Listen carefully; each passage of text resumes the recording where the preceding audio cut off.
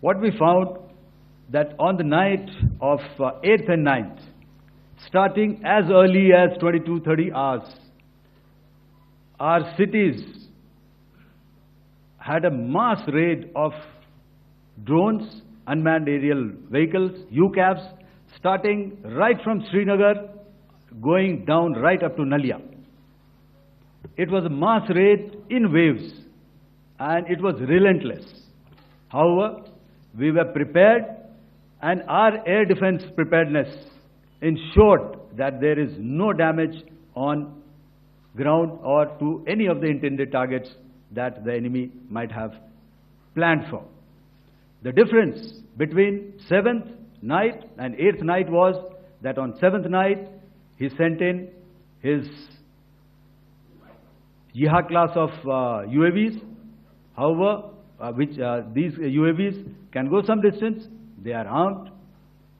However, on the 8th, less numbers of armed UCAVs were there or UAVs were there, and more numbers of quadcopters, maybe for surveillance or just for harassment of civilians. This continued till midnight. Our air defense preparedness ensured that there was no damage on the ground, either to the military installations or to the civilians. However, the enemy had yet again shown that he wanted to up the ante and he wanted a fight, and we were up to the task. In a measured and calibrated response, we once again targeted his military installations, which included his SAM sites at Malirkant. This also included his surveillance radar sites at Lahore and close to Gujranwala.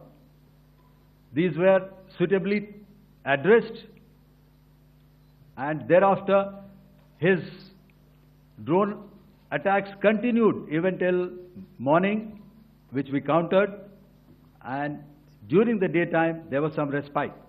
Here I would like to bring out another aspect. What we found was that while the drone attacks were being launched from somewhere close to Lahore, enemy had allowed his civilian aircraft to also continue to fly out of Lahore.